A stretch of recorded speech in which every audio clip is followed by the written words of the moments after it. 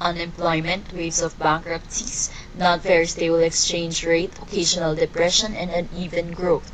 Through David Hume's price-specie mechanism, the working of gold standard is described. The price-specie mechanism is based on the long-run neutrality of money and the effect of money on interest rates. The rate of inflation is driven by the rate of growth of money. More money eventually results in higher domestic prices. When we add international competition, when the price of domestic goods exceeds the price of foreign goods, exports decline, imports rise, and the current account worsens. The stock of money is the quantity of gold held in the country. It may be dug out from the ground or earned through exports and spent on imports. The higher the stock of money, the more the balance of payment or the increase in money supply deteriorates, because high stock of money means high prices and an external deficit, where gold is flowing out and the stock of gold money contracts. When the prices are lower and the deficit is reduced, the gold is still flowing out and the money stock keeps contracting. To reach a point where price level is just right, the balance of payment is in equilibrium, and the money stock is stabilized, there should be an inflow of money and an increase in prices.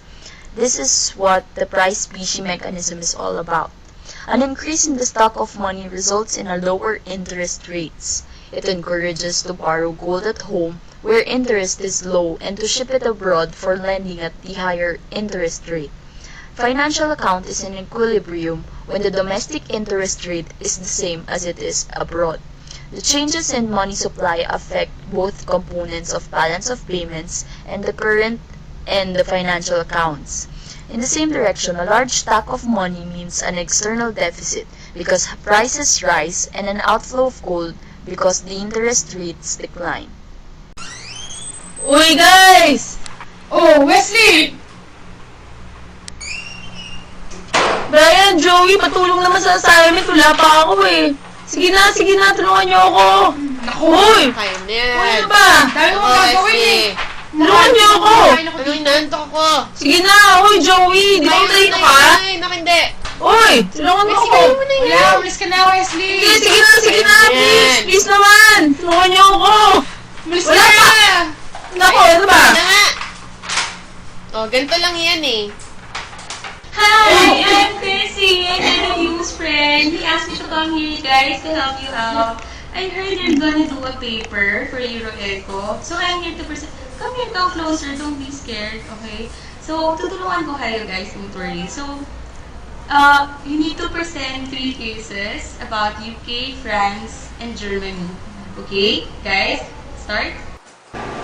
The UK decided to return sterling to the gold standard in order to put the dollar in the face and to retain its leadership.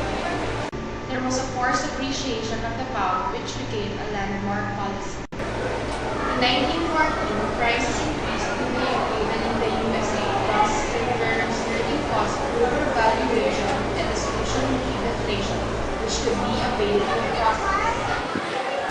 Wall Street crashed in 1929 following the Great Depression, so the UK was unable to deal with it due to weak industry and finance. The Bank of England withdrew from the gold standard in 1948 because sterling losing 40% of its value. Prices and exchange rates of France.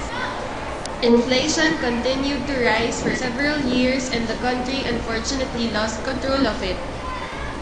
The inflation itself worsened for the reason that Germany promised to pay the war reparations but they didn't. In 1926, inflation stopped and the franc was stabilized. In 1928, France returned to the gold standard, leaving the currency undervalued. Bank de France accumulated large reserves. Due to undervaluation, France was not severely affected by the Great Depression.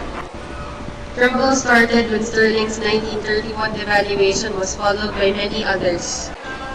Consequently, USA abandoned the gold standard. Afterwards, the franc was devalued. Ay, naku, mali. Overvalued. Countries remaining on the gold standard formed the gold bloc. And lastly, franc was devalued. Germany never considered to return to its pre-war level. they had huge debts and war reparations. After the war, they experienced the most violent hyperinflation. Because of that, a benchmark worth 1,000,000 times as the old world was established. When Germany was starting to recover, the Great Depression hit them. The Deutschmark faced speculative attacks, the government declared a moratorium, Germany started to move away from free trade system and exchange controls were established.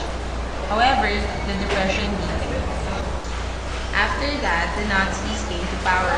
In order to recover, they combined public spending and decrease in wages and prices, but it resulted to the deepening of trade deficit.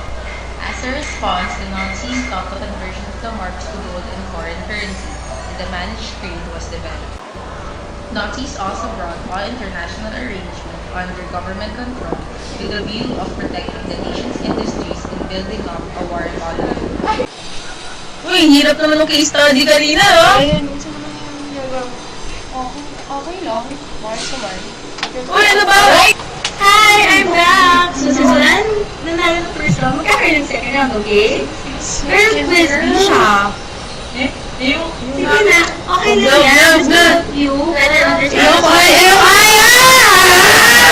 Good morning, world! We are in a special edition of our game show.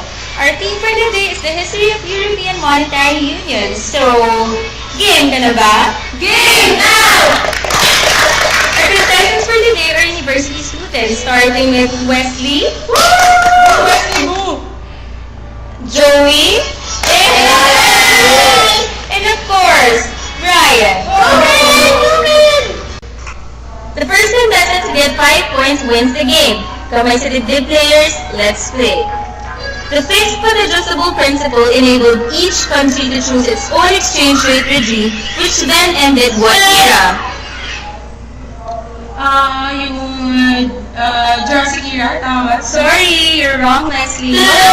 Yes, Joey? The Bretton Woods era! Correct!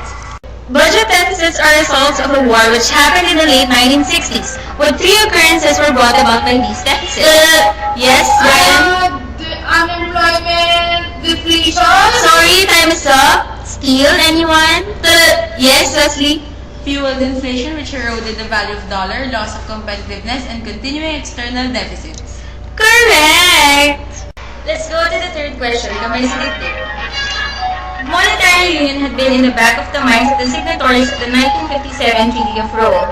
What were the 2 attempts? The first attempt, which failed, was the Werner Report, and the second one, which succeeded, is the Delors Report. Correct. Kamay sa dibdib players. The United States was under strain and could no longer guarantee the gold value of the dollar. What were the 2 steps that were carried out? Players? In 1971, the U.S. suspended the dollar's gold convertibility. By 1973, the fixed but adjustable principle was officially abandoned.